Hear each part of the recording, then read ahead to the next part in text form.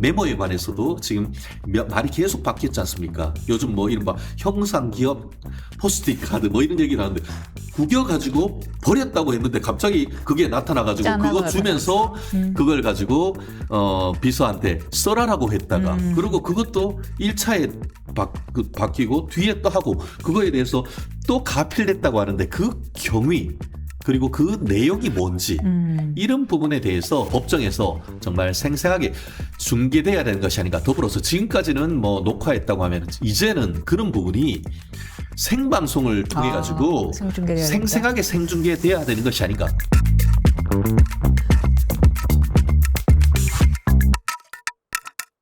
최진영 변호사님 또 모셨습니다. 안녕하십니까? 네, 반갑습니다. 최진영입니다. 네. 워낙에 뭐 윤 대통령에 대한 탄핵 심판 이야기 그리고 이제 형사 재판 곧 시작될 예정이니까요. 저희가 여쭐 게 많아서 아마 자주 모시게 될 것 같습니다. 아, 감사합니다. 언제든지 불러주십시오. 5분 대기 좀 하겠습니다. 진짜요? 네. 곧 최진영 TV도 하신다고 들었는데 나와주실 거죠? 아, 그럼요. 저희 최진영 TV는 화목토 밤 8시에 예. 그 생방송하고 나머지에는 불러주시면은 어디선가 누구에게 날아가겠습니다. 5분 대기죠. 원콜 어웨이. 예, 좋습니다. 예.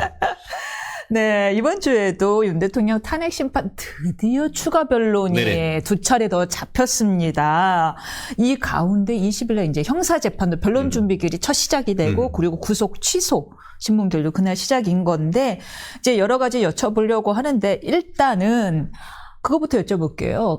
가장 간단한 질문부터 20일에 헌재가 알았다 그럼 추가 지정해 주겠다고 했는데 형사재판 변론 준비기일이 20일이란 말이에요. 이거 어떻게 조정돼야 되는 거예요? 그렇습니다. 당연히 헌법재판소의 탄핵 재판 기일을 변경해야죠. 왜냐하면은 아시다시피 원래 우리가 민사 사건이나 뭘 할 때 변호사 같은 경우에 몇 월 며칠로 기일 지정하겠습니다 했는데 그럼 변호사가 딱 그 수첩에 보고 이거 그날 재판이 있는데요 하면은 그 날을 피해서 다른 날로 이렇게 지정해 주지 않습니까? 네. 딱 그거 아니겠습니까? 이번 같은 경우에도 먼저 서울중앙지방법원 형사부에서 윤 대통령에 대한 변론 준비 절차의 첫 기일, 나아가 더 중요한 윤 대통령의 구속 취소에 대한 신문 기일이 20일 오전에 기일이 지정돼 있습니다. 그런데 굳이 오후에다가 그 헌법재판소가 탄핵을 절차를 지정했다. 법조인들이 많은 분들이 생각하기에 아마 헌법재판소가 구속 취소 신문이 있다는 것을 조차도 몰랐지 않느냐. 그것까지도 제대로 고려하지 않고 무작정 기일을 정한 것이 아니냐 하는 그런 비판이 사실 나오고 있는 건 아니겠습니까? 사실 최근에 있어서 헌법재판소는 여러 가지 어떤 그 존립에 대한 비판이 있지 않습니까? 어떤 국가기관의 그 존립의 근거는 권위졌습니다. 그 권위는 두 가지에서 나오죠. 하나는 실력, 네. 또 하나는 도덕성. 근데 실력도 없고 도덕성도 무너지니까 이제는 권위도 없고 권위주의만 남아서 꼰대 헌법재판소가 났던 그런 부분이 바로 이것 중에 하나인데요.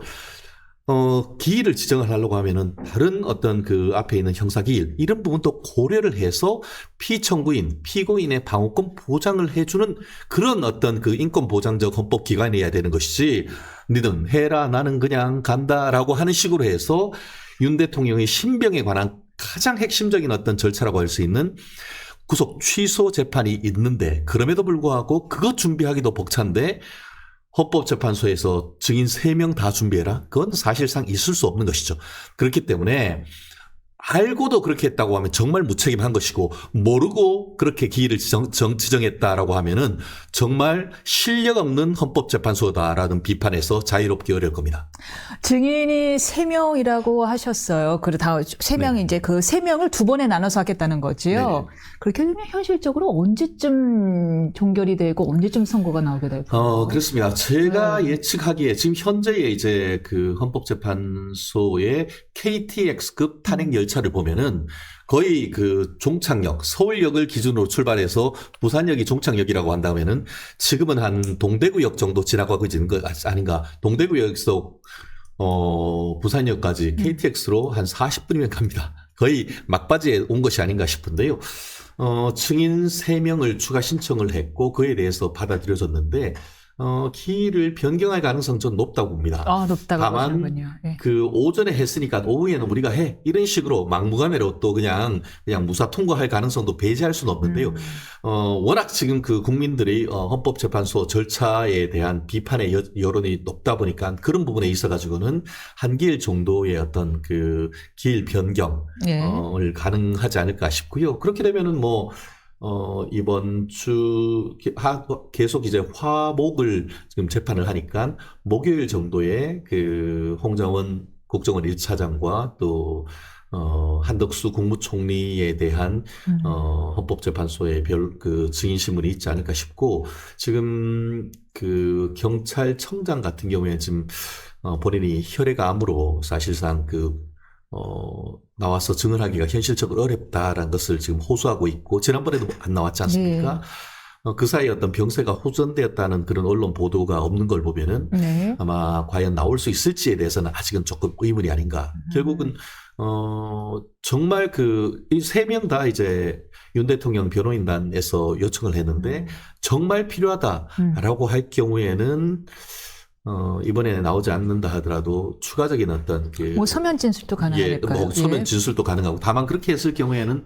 반대 신문권 보장 이런 측면도 있다 보니까 과연 그런 식으로 할지 어떨지는, 적어도 홍정원 또 한덕수 국무총리에 대해서는 이르면은 금주 중에는 증인 신문이 이루어지지 않을까 싶습니다. 그리고 그렇게 되면은 한 기일 정도도 추가적으로 조재호 경찰청장에 대한 수사, 더불어서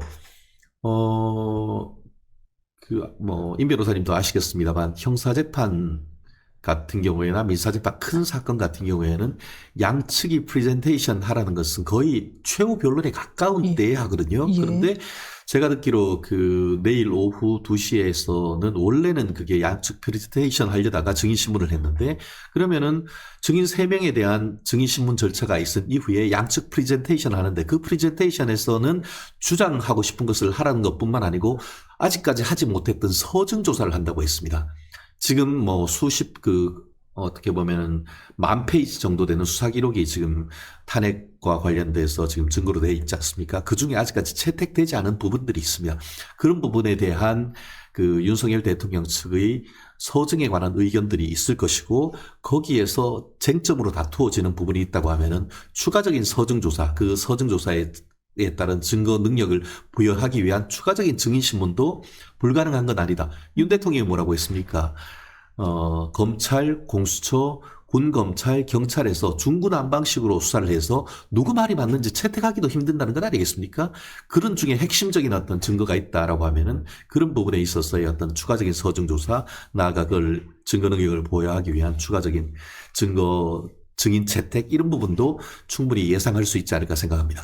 그렇다면 2월 20날 만약에 변경이 된다면 2월 25일 아니면 27일 정도로 지정이 될 텐데요. 2월 말이면 끝날 테고요. 그렇죠. 요 3명을, 근데 참, 그 3명을 또 부른다면 90분 한정하려나요? 또 90분 한정, 그거는 그렇게 비판이 많은데. 옛날에 강금실 전 법무장관이 뭐라고 했습니까? 호호호호호 코미디다 코미디 이렇게 했는데, 저는 재판이 코미디를 만드는 것이 아닌가 싶어요. 그렇게 하면서 지금 문영배 소장 권한 대행은 뭐냐면, 아니 30분 15분 줬으니까 딱 공평한 거 아니요? 라고 했는데, 내가 이렇게 묻고 싶습니다. 당신 지금 무슨 사건으로 기소됐는데 그렇게 하면 그거 공평하겠냐? 그 이유는 뭐냐면은, 앞에서 봤을 때 증인신문은 90분으로서 30분, 15분인 것 같지만, 무기 대등의 원칙이라는 측면에서 봤을 때에 헌법재판소법에서 해서는 안 된다고 하는, 한마디로 수사 중인 사건의 기록, 재판 기록으로 보내면 안 된다고 했는데 어떻습니까? 검찰, 경찰 수사 기록이 10,000페이지가 넘는다고 합니다.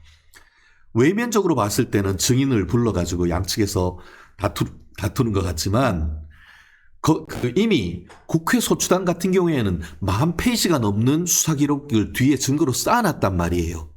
골리앗 같은 증거가 있단 말이에요. 그런데 그 앞에 이제 증인 몇 명 갖다 놓고 똑같은 시간으로 싸워야 된다고 하면은 그게 말이 됩니까? 윤 대통령 같은 경우에는 앞에 나온 증인뿐만 아니고 그 뒤에 있는 10,000페이지나 되는 정말 태산처럼 쌓인 증거를 하나하나 다 깨서 그것에 대한 반박을 하고 그에 대한 방어권을 보장해야 되는데 그 뒤에 거는 그대로 두고 그것도 몇십일 동안 조사한 그렇죠. 주사해 건데요. 그거 그대로 두고 앞에서 몇 명 증언을 해놨는 거 그것 가지고 똑같은 시간을 준다고 하면은 그게 바로 말도 안 되는 형식적 법치주의인 것이지 어떻게 실질적 평등을 지향하는 21세기 헌법에 있어서의 무기 대등 원칙에 맞냐는 거죠.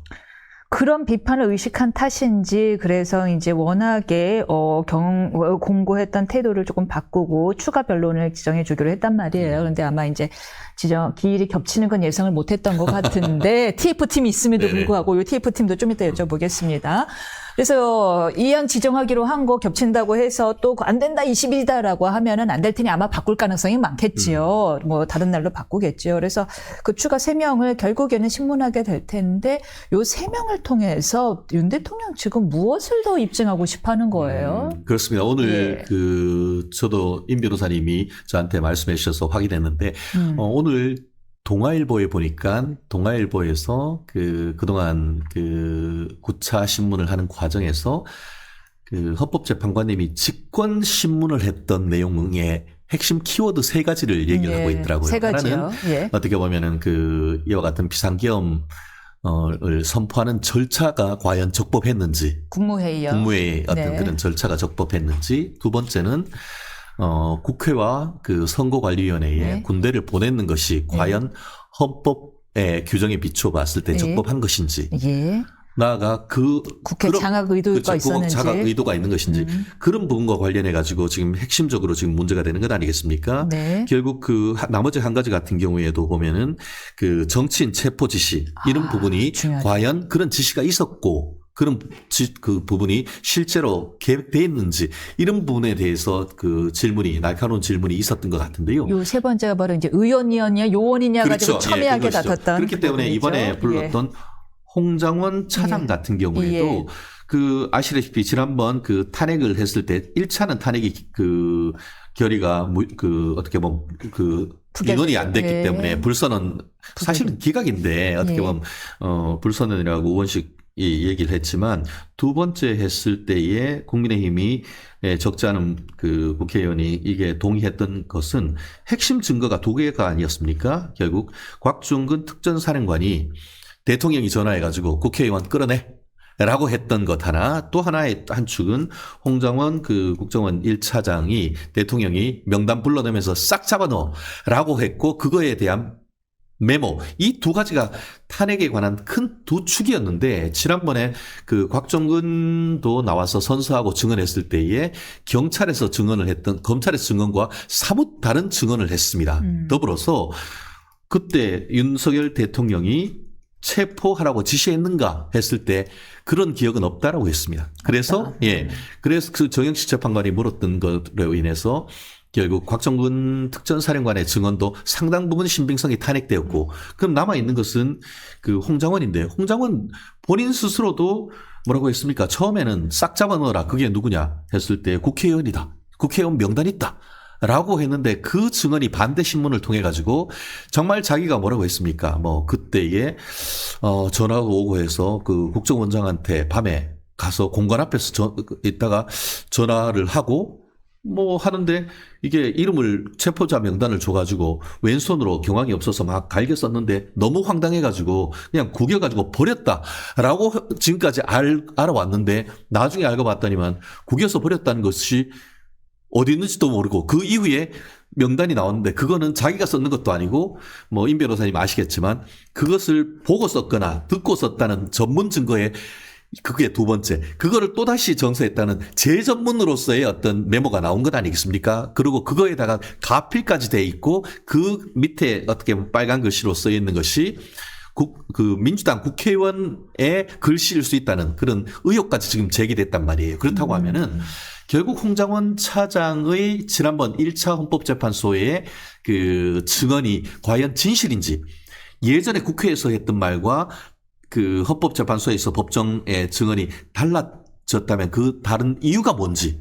그 이후에 지금 보면 자기는 내가 어떻게 그때 일을 초 단위로 어떻게 기억하냐 하는데 무슨 10년이 지났습니까? 20년이 지났습니까?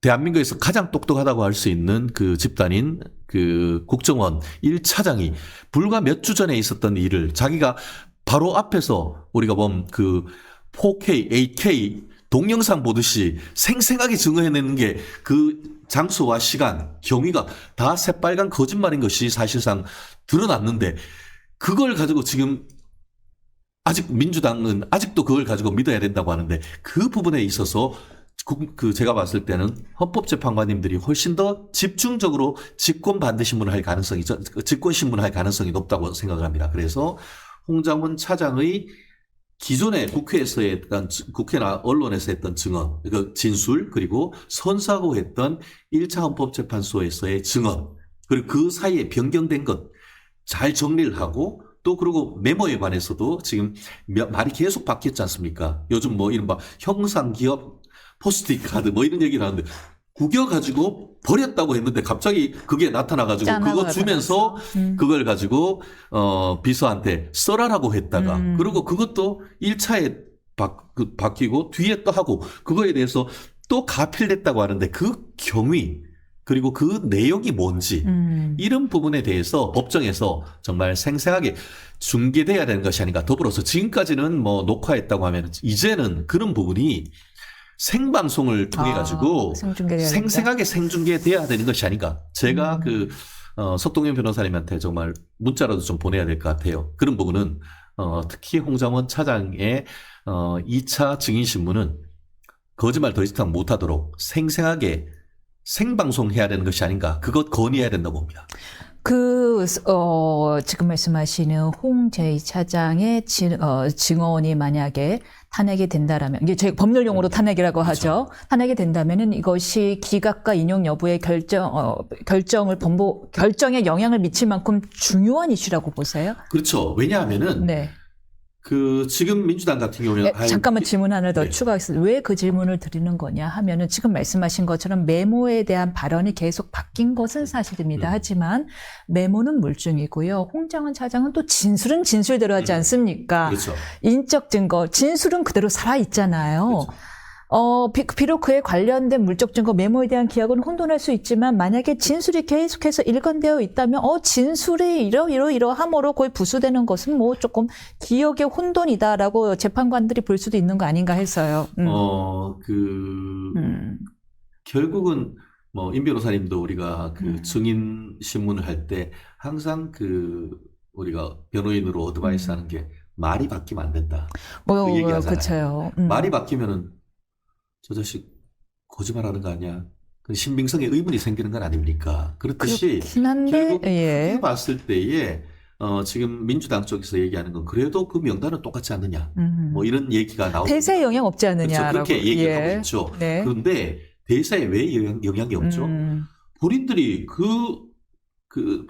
자기들이 이게 국회에서의 특조위 같은 데서 나와서 증언했던 그 내용을 가지고 탄핵을 했는데 알고 그걸 가지고 이제 윤 대통령을 탄핵했는데 다시 해서 반대 신문권이 보장됐더니만 완전히 딴소리를 하면은 어느 말을 믿어야 됩니까?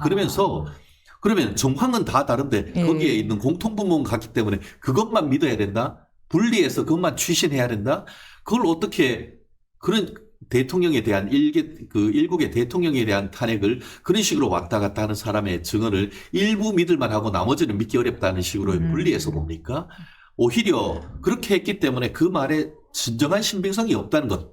나아가 첫 번째 잘 생각해 보세요. 그 내용이 자기가 썼다는 식으로 얘기했단 말이에요. 메모를. 그런데 처음에 한 번도 그거를 자기 비서 4명이 있는데 비서진한테 얘기를 해서 쓰도록 했다는 얘기가 없었단 말이에요. 마치 그것이 자기가 쓴 것처럼 그걸로 해서 더 이상 다툼의 여지가 없이 결국 윤 대통령을 타도하고 쓰러뜨릴 수 있다라는 그런 확신이 있지 않고서야 그 문서 작성 경위에 대해서 어떻게 얘기하지 않을 수가 있단 말이에요. 국회에서 본인이 나가서 증언을 할 때에도 내가 그런 전화를 직접 받았고 그리고 체포 명단을 받았다고 체포 명단이라고 했어요. 체포 지원 명단도 아니고 처음에는 윤 대통령으로부터 직접 전화를 받았다고 예, 했어요. 예. 그렇게 그러고 이후에 그 명단도 그 내면서 그거를 누가 작성했다는 것이 아니고 자기가 작성한 것처럼 얘기했단 말이에요. 그런데 알고 봤더니만 그 경위가 지 말하고 하나도 안 맞는데 어떻게 그 메모 본인 자체의 말, 신빙성에 그렇죠. 본인 말. 우리 경상도 말로 지 말이라고 하죠. 예, 예. 예. 자기 말, 예. 자기 말하고 한마디도 안 맞는데 그 메모 자체의 진정성과 신빙성을 믿을 수 있을지 의문을 제기하지 않을 수 없는 거죠.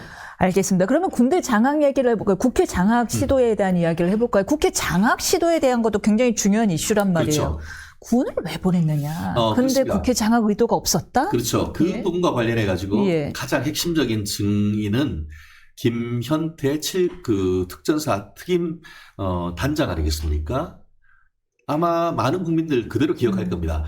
그 국회 봉쇄하기 위해서 출동했는 거 맞습니까? 했으니까 봉쇄하기 위해서 간 거 맞다라고 했습니다. 근데 그 봉쇄란 게 무슨 뜻인지요? 했더니만 뭐라고 했죠? 거기서 봉쇄를 하고 거기에서 체포하려고 했던 것은 봉쇄를 하려고 했던 것은 국회를 침탈하고 국회의 어떤 기능을 마비시키려고 하는 것이 아니고 외부로부터 국회에 들어가서 국회를 마비시키려고 하는 외부 세력으로부터 국회를 막기 위해 방어하기 위한 목적으로 갔다고 증언을 했습니다. 완전히 180도 다른 거죠. 네. 무슨 말이냐? 그럼 케이블 타이는 뭐냐? 케이블 타이 민주당에서 네. 국회의원들 케이블 타이 다 사람 잡아 넣으려고 국회의원 잡으려고 케이블 타이까지 준비하는 것이 아니냐요?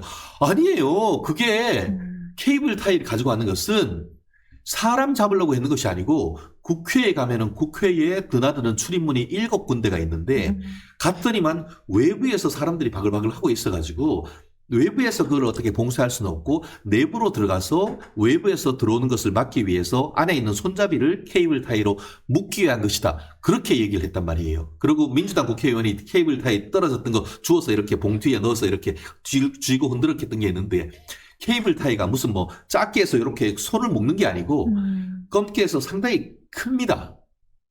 우리가 손목을 묶기엔 너무 헐겁다. 헐겁고 크죠. 그래서 예. 그 케이블 타이를 보면 제가 봤을 때는 보면은 저희도 지금 저희 법인이 교대역 8번 출구에 가면 로이어스 타워라고 15층 되는 빌딩이 있습니다. 그 교대에서 제일 큰 건물. 제일 큰 건물이다. 8번 출구 나오자마자 거기에도 보면 후문 쪽은 밤에 10시만 되면은 쉽게 말하면 그 케이블 타이로 안에 이렇게 문을 잠궈 놓습니다. 밖에서 보면 문이 잠긴지 몰라요. 근데 안에서 보면은 이렇게 큰 타이로 해서 안을 묶어서 문을 못 열도록 합니다.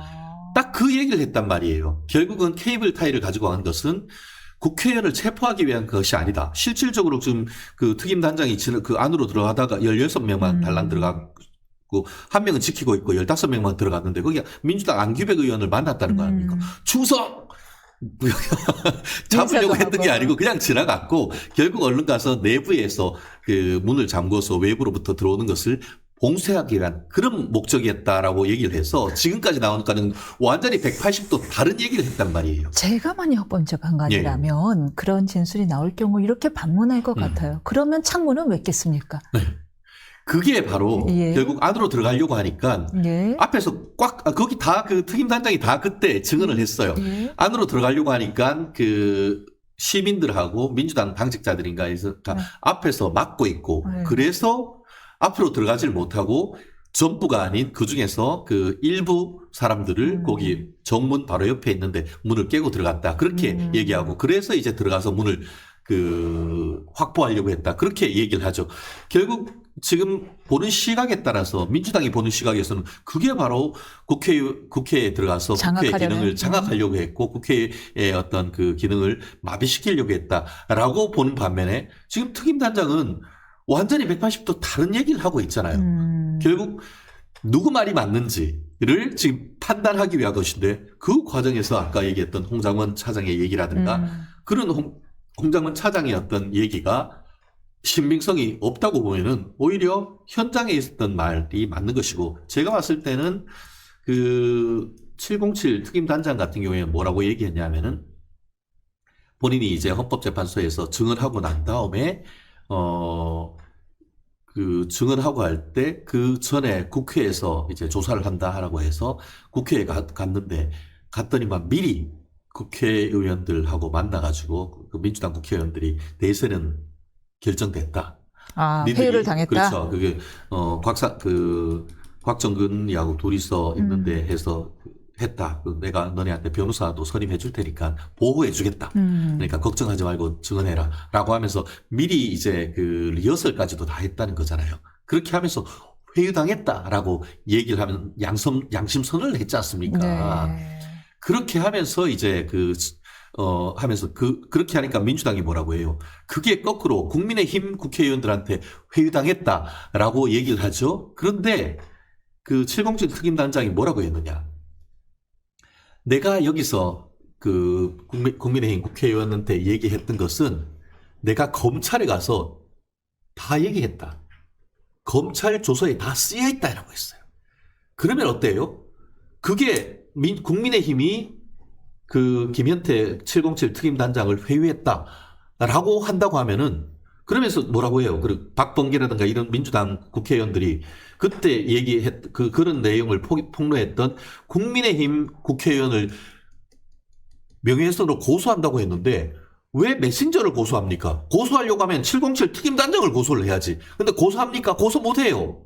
쥐들이 그 707 특임단장이 거짓말을 한다고 하면은 네. 쥐들이 이미 검찰 조사 같은 것들은 헌법재판소에 다 들어가 있기 때문에 박범계도 그 소추단에 들어가 있어요.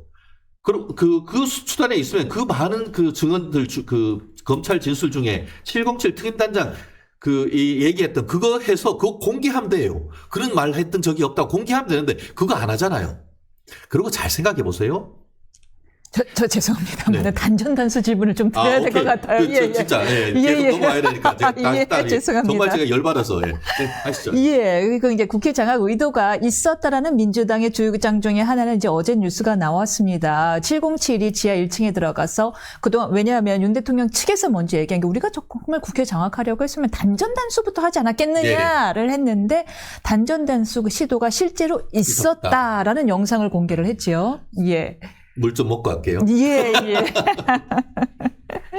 공수한우 일단. 그렇습니다. 결국은 단전 단수 얘기와 관련해서 저도 어제 YTN 방송에서 갑자기 그 얘기를 하더라고요. 그래서 내용을 그 민주당이 얘기했던 그 모든 내용을 쫙 한번 읽어봤습니다. 네. 근데 이게 새로운 게 아니고 이미 새로운 게 이미 아니다. 그런 부분에 대해서는 검찰과 공수처에 대한 조사가 이미 다 있었던 네. 것이고 결국 최근에 와서 그 얘기를 하는데 단전 단수가 있었는지 여부도 일단은 불투명하고요. 두 번째, 이거 했는 게 707 특임단장 김현태 특임단장이 한 거거든요.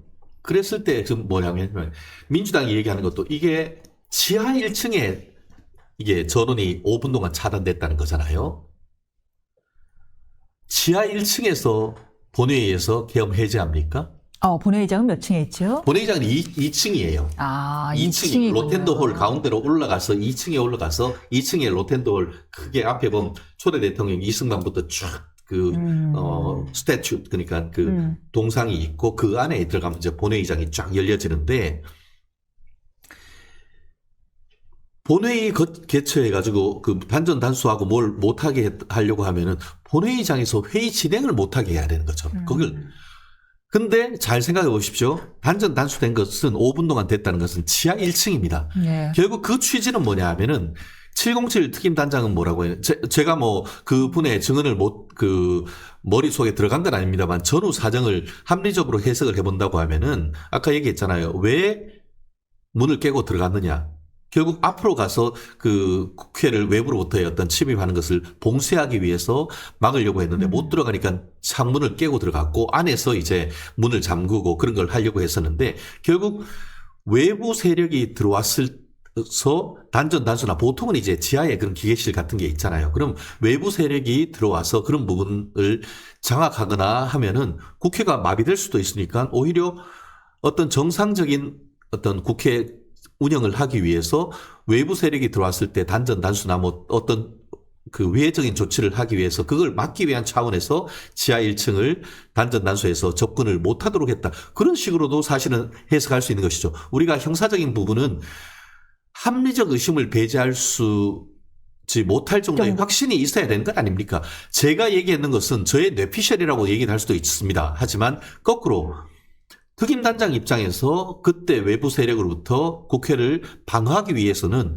케이블 타이로 내부에서 묶어서 외부로에서 들어오지 못하도록 하고 외부 세력이 지하에 가서 어떤 그 단전 단수나 이런 걸 통해서 전체 어떤 그 본관의 기능을 마비시키려고 하는 그런 거를 막기 위한 취지에서 지하 1층에 잠시 단전을 했다라고 해석할 수도 충분히 우리가 산정할 수 있는 것이다. 뭐 저는 그렇게 평가를 할 수 있지 않을까 싶습니다. 예, 이제 단전 시도인지 여부도 이제 아직 불명확한 거예요. 불명확하기는 한 게 왜냐하면 위치도 지하 1층이었고요. 그렇죠. 시기도 국회 해제 의결 이후였습니다. 그렇죠, 맞습니다. 예. 해제 의결 이후였기 때문에 이것이 국회 장악 시도랑 바로 연결되는 것 같지는 않으나 그렇죠. 말씀대로 않으나 그러나 그 특임단장 이야기대로 질서 유지를 위한 것이다라는 말도 약간 모호하게 들리는 건 무슨 질서 외부 세력이 들어오려는 움직임도 딱히 없었던 그렇지 않죠. 것 왜냐하면은 그 헬기 타고 내렸을 때 사람들이 많아서 깜짝 놀랐다고 하는 거예요. 아시다시피 본인들도 출동했을 때 왜 출동했는지 잘 몰랐다는 거잖아요. 그리고 내려가지고 그날 목요일 날 밤 11시입니다. 12시 정도 됐을 거예요. 12시죠. 네. 아니 생각해 보세요. 목요일 날 밤 12시에 왔는데 거기에 사람들이 국회에 그렇게 있을 것이라고 생각이나 했겠어요? 네. 근데 이제 가서 봤더니만 사람들이 정문에 바글바글 하니까 이거 결국 그 특임단장 입장에서는 이거 국회 침탈 시도를 막아야겠다라고 생각하고 했을 것이라고는 충분히 그건 합리적으로 생각할 수 있는 것이 아닌가 싶습니다. 그렇군요. 예.